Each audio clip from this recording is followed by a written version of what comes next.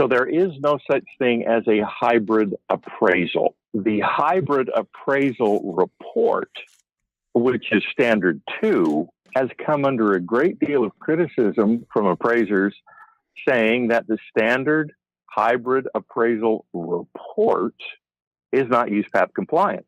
That's true, but then neither is the 1004 form USPAP compliant. Good point. As it comes out of your computer.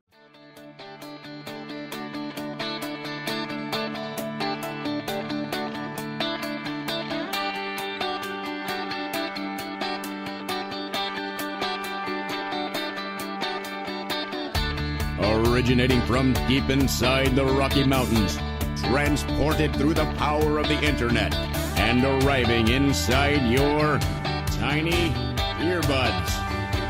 It's the Appraiser Coach Podcast, helping appraisers increase their efficiency, quality, and make more money. Here's the guy who makes it his life's mission to create value for real estate appraisers nationwide. Your host and the Appraiser Coach, Dustin Harris. Welcome, everybody. Dustin Harris hanging out in the podcast chair. Another Dear USPAP instructor for you coming up. I want to first remind you that we are sponsored by DataMaster. Of course, DataMaster is rolling out DataMaster 6 across the country. The ability to do your analysis inside DataMaster before you actually import it into Alamode or ACI or whatever software form you might be using. It's datamasterusa.com is where you want to go, datamasterusa.com. Speaking of Alamode, if you're not with Alamode, folks, you need to check them out. I've been with them for over 20 years, and they save me time and effort on every single report. It's alamode.com is where you go, alamode.com, or pick up the phone and call them. They're great to talk to. It's 800-ALAMODE. Finally, we are sponsored by OREP Insurance. OREP, of course, is the E&O insurance that I use. When's the last time you thought about your E&O insurance? You need to be thinking about OREP. It will save you money, and it will give you all kinds of benefits that you don't currently have. Trust me, with your current E&O provider. Go to orep.org for more information. One more time, it's OREP.org. Well, folks, once again, have a good friend of mine and a super smart guy from Florida, and he is an MAI and a USPAP instructor, Mr. Tim Andersen. Welcome back to the program, Tim. Dustin, thank you. It is, as always, an honor to be with you and your listeners. Thank you so much. I appreciate that. And I should just tell my listeners, those who are regulars to this program will notice there's a little bit of a difference in the audio on your side. And we'll just sum it up by saying, put up with it, folks. It's as good as it's going to get today.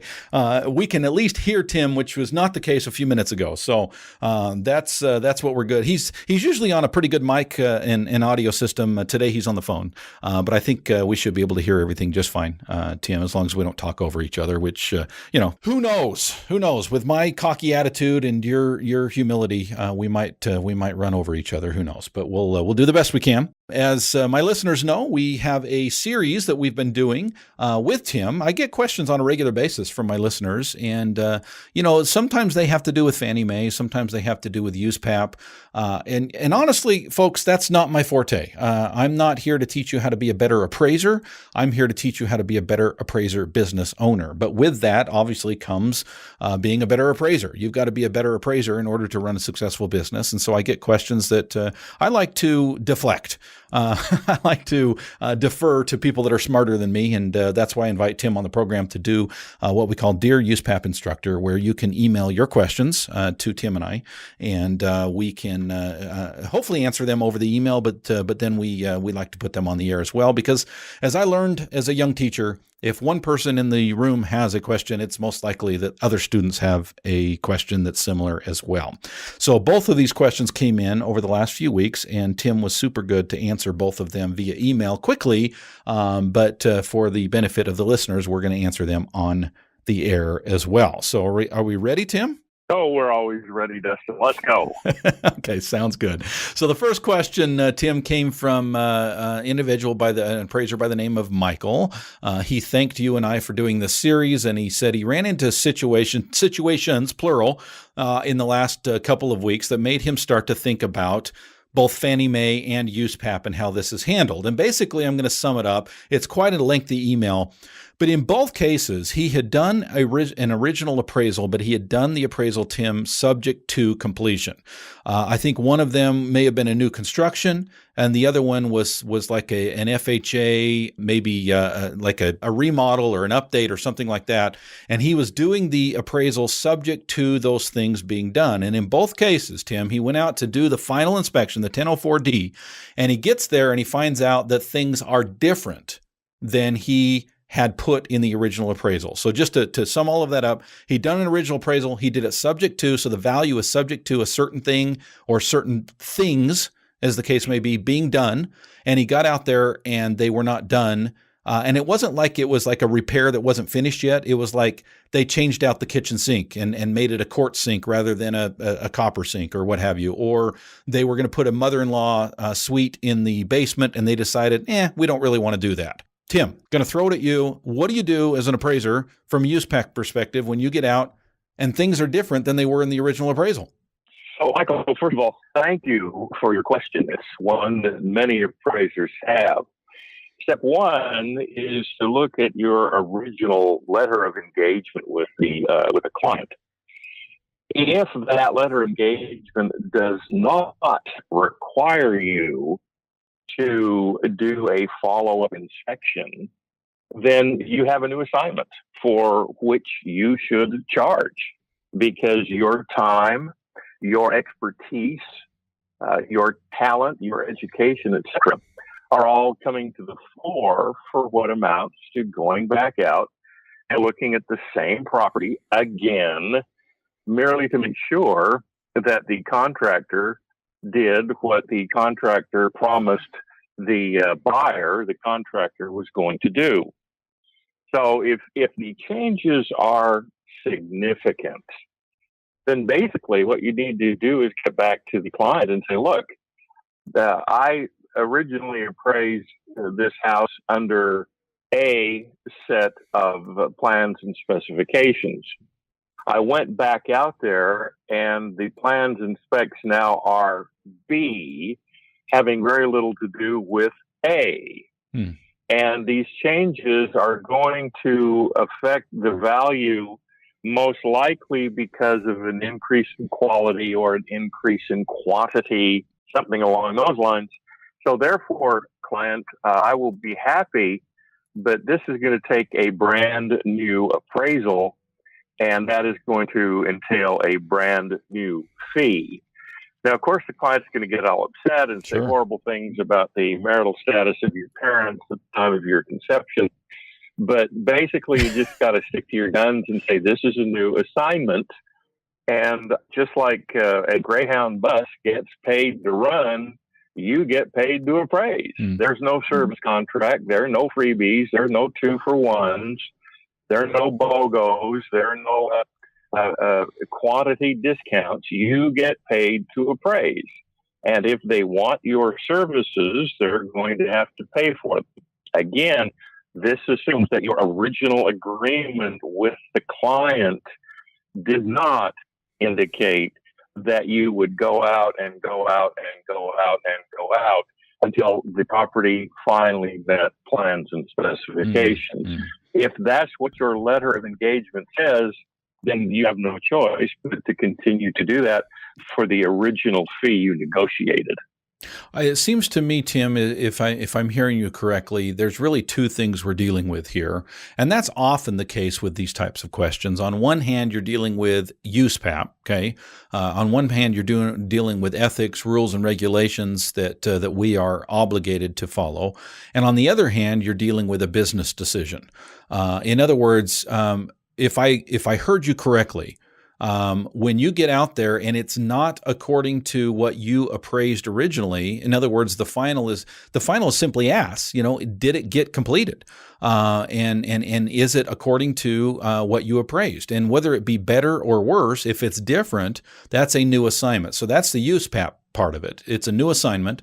It's a new appraisal, but the business side of it is whether or not you're going to charge for that, right? And your advice, obviously, is that we do charge for our time. Right. And now we'll turn it over to our guest, Dustin Harris, and ask the appraisal business expert. Well, and I would just defer to a previous mini-sode that I had on this, another podcast, number 285. If appraisers are interested to go back, it was put out in December of 2017, and it's called "What is a Final Anyway?" And I dove into not just what we're talking about here, but we also dove into the idea of whether or not you can do a final on a report that is not your own. In other words, every once in a while I get contacted from a client and say, hey, I had an appraisal done 6 months ago. I now need a final completed. And they don't always tell me the reason, but the original appraiser is not available or they don't want to use them or what have you.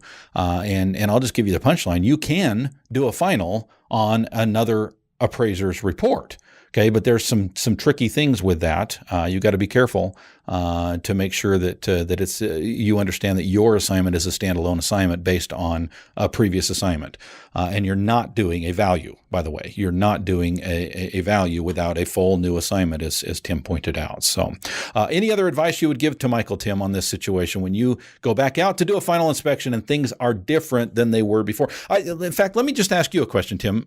You said talking about going back out there that it may affect value. So, in other words, let's say that they decide to do the whole kitchen in granite during the original plans and specs, but you get back out there and they decided to do laminate, or they decided to reduce the quality, which could deflate, if you will, the value of the home. But what about changing something that would be similar in value? In other words, they say, we're going to do the kitchen in granite, and they ended up doing it in quartz, for example, and you find in your market that quartz and granite are basically the same value. Is it still a new assignment in that case? Dustin, that's a question for the appraiser to answer. I don't think so, because one is a completely acceptable substitute for other, as far as I'm concerned. However, if the client said, Dustin, please go out to this house and tell us if it was built and finished, etc., as per plans and specs, and the plans were for granite and they're now quartz, then the only answer to that question is no. No, yeah. And at that point, yeah, because it's not what was originally there. It's not what you assumed in the original appraisal. Therefore, the answer to the question is no. Now, is it a big, hairy, smelly must? Like, no. No. It's a little tiny flylight? No. And at that point, you may choose to say, that doesn't make any difference. Right. Okay. But remember, as soon as you said that doesn't make any difference, the house is still worth $650,000. You just appraised it again, and you just appraised it today, not the original appraisal date when you were out there 6 weeks ago or whenever. Okay. And why are you giving it away for free? So this is good, because if you actually think about the form, and now we're into Fannie Mae side of things, but the form itself, and I don't have it in front of me, I'm just going off of memory, but there's two parts to that form. The top part, if I remember correctly, is a quote-unquote update. And by update, I mean update of value, which means you're reappraising the house as of today. And then the bottom part, and a lot of times they don't even ask for that, but the bottom part is a final inspection. And you're right, Tim. I think that it says, was it done according to, I don't remember the verbiage, but basically according to what you thought would according to your original appraisal, and whether it affects value or not. If the answer to that is no, if they said they're going to have a brick veneer on the exterior and they did a stone veneer, you got to mark no, right? The client's going to have a fit about that, but that's accurate. It may be done, and the house may be livable, and it may be the same quote unquote value as it was before. But you've got to mark no, because the question is whether it was done according to plans and specs. If that is how the client framed the question for the user to answer, then the appraiser is not free to change the question. So the answer to that question is no, it's not built to plans and specs. And then you would indicate what is there in the stead of the original plans and specs. And then if you say, but it really doesn't make any difference, you just appraise the house all over again. And I raise the question again. And Michael, I'm not trying to single you out by any means, But I raise the question again, why are you giving it away for free?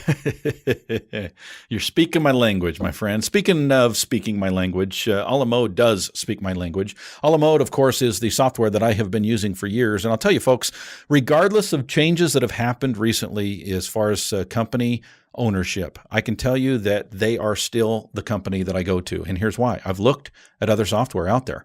And I'll tell you, the day that they stop becoming an advocate for appraisers, the day that they stop allowing me to be more efficient and more effective at what I do, is the day that I start looking for something else. But as of right now, I am very grateful for what Alamo does for me. The tools and the things that are found inside the software are absolutely amazing as far as time saver, and that's what I'm all about. Being able to have high quality reports and be able to do it in less time than I can with other software, that to me is worth the investment. Alamo.com is where you should go to find out more information, or you can pick up the phone and call them at 800-ALAMODE. Years ago, I was looking at my E&O, and I know it's not something that normal people do, but I do every once in a while, and I would encourage that you take a look at it. Don't just take for granted what you've done for years, folks. Find out what you're getting for what you're paying. And I'll tell you, I made a switch about 3 years ago, and I've been super happy ever since. I switched from my old E&O provider to OREP. OREP is the company that looks out for appraisers. They saved me money, and the benefits on their page, if you go to orep.org, folks, trust me, the benefits far exceed what you're currently with. Go to orep.org. That's OREP.org for more information. Again, it's orep.org.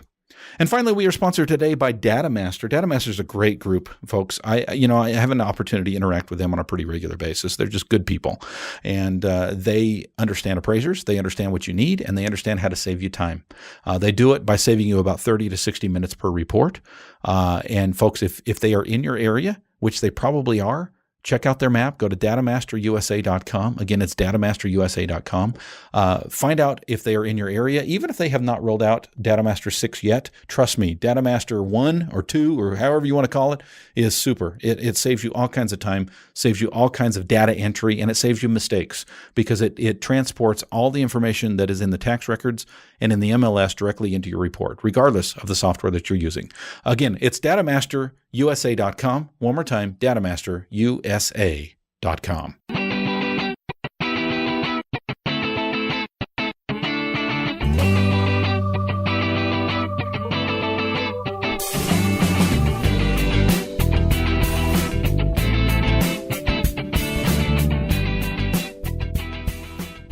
And welcome back, folks. We are talking with Mr. Tim Andersen, super smart guy out of Florida. Beautiful Florida. I don't know if it's so beautiful, though, this time of year. We're recording this in July. What's the weather like on your side of the continent? From a standpoint of sunshine and blue skies, it's 110%. From a standpoint of temperature and humidity, it's 110%. I love it.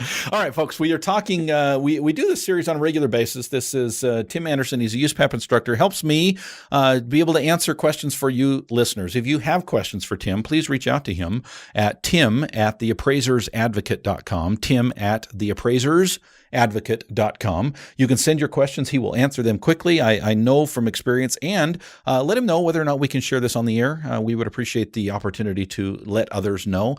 You can be anonymous. You can just use your first name, what have you. All right, let's dive into the second question, shall we, Tim? Let us dive, Dustin. Okay, here we go. So this comes from an appraiser by the name of Jacob. So Jacob asked a really good question, Tim. The question has to do with these products that have come to be known as hybrid products, okay? And basically, hybrid product is where someone other than yourself as the appraiser does the quote-unquote inspection, or maybe you want to use the word observation, drive-by, maybe it's a walkthrough. And these companies are getting different people to do these. So they're getting inspection companies to go out there and do them.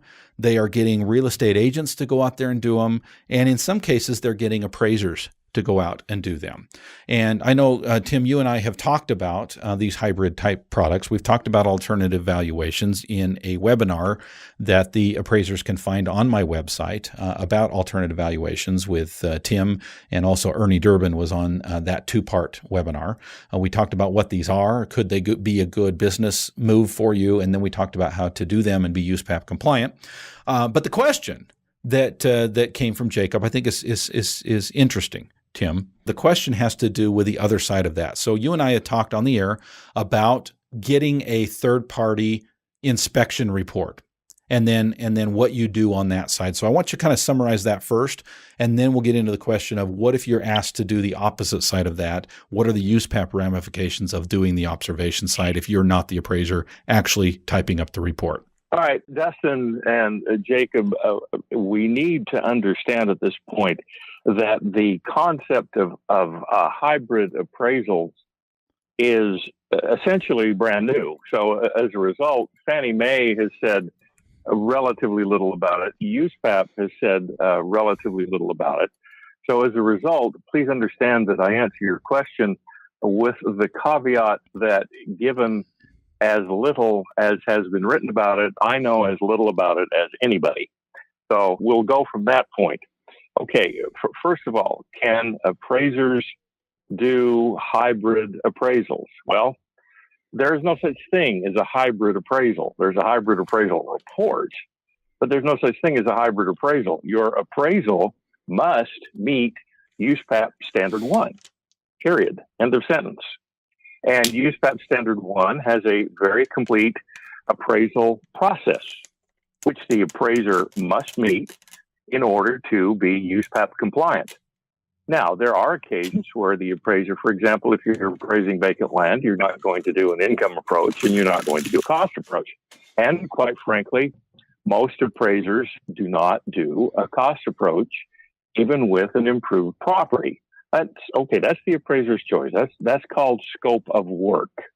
So there is no such thing as a hybrid appraisal. The hybrid appraisal report, which is Standard 2, has come under a great deal of criticism from appraisers saying that the standard hybrid appraisal report is not USPAP compliant. That's true. But then neither is the 1004 form USPAP compliant. Good point. As it comes out of your computer. It takes the appraiser's mind, the appraiser's heart, the appraiser's training to fill the form in so that the appraisal communication device, the appraisal report, is USPAP compliant. Now, whether you choose to do hybrids is up to you. That's a business decision. But remember, there is no such thing as a hybrid appraisal.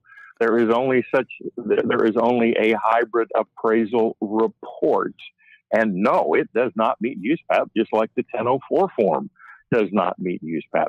The appraiser must make the hybrid appraisal form USPAP compliant. And in so doing, the appraiser might find that there is really no net savings by doing the hybrid report.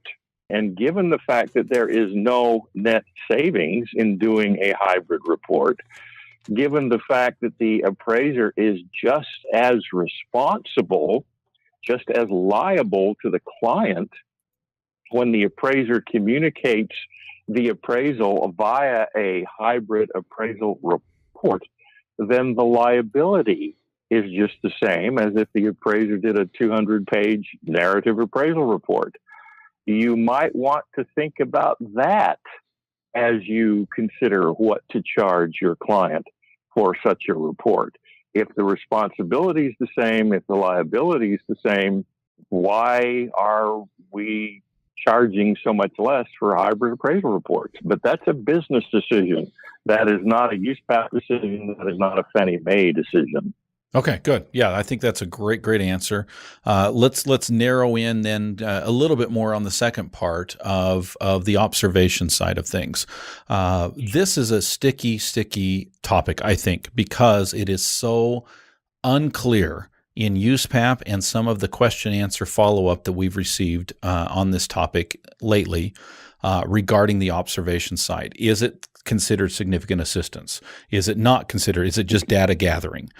So his question is, hey, somebody's reached out to me and said, hey, I want you to do the observation side, but you're not going to be doing the appraisal side. What is the USPAP ramifications for an appraiser who decides to do that type of work as a business decision? Dustin, to call this question unclear is to treat it very kindly. It's more like utterly opaque. For example, USPAP has absolutely no property inspection standards. In fact, USPAP says the appraiser does not need to inspect the property.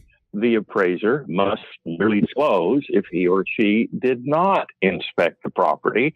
And by the way, just like Fannie Mae, USPAP does not define to inspect.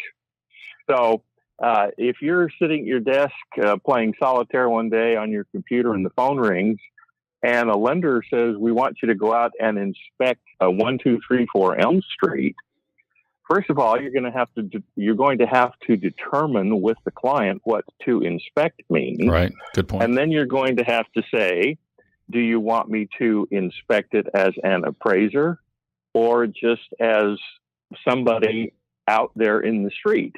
And if the potential client says, well, what difference does it make? Your response needs to be something along the lines of, if I'm doing it as an appraiser, I'm going to charge you appraiser-like fees. If I'm doing it as just Joe Schmuck out in the street, I'm still going to charge you appraisal-like fees because you're taking my time and my ability and my expertise and my education, and you're asking me to let you benefit from it. That's fine. I hope you do.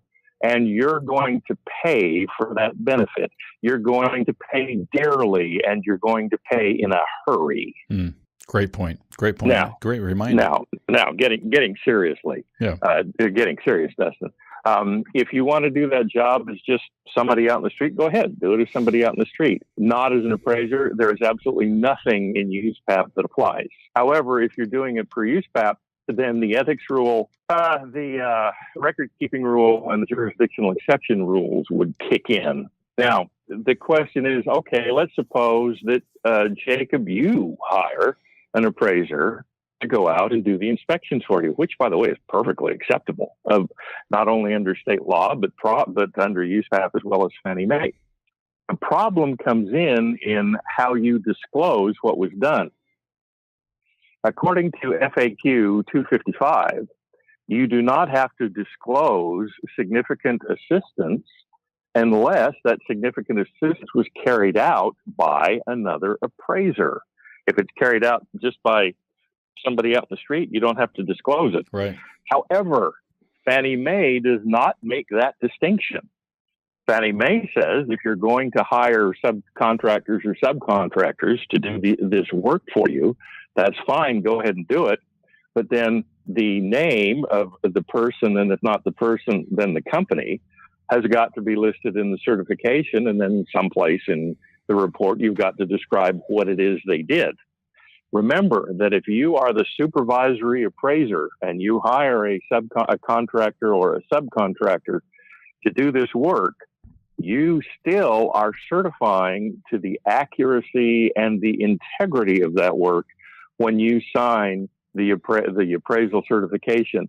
If you are not comfortable with that, then it would be best that you not hire contractors and subcontractors. If you're comfortable with it, go ahead, do it. That's fine. Man, great answer to a very complicated question. I think if I can sum it all up, Tim, is who the hell knows? How's that?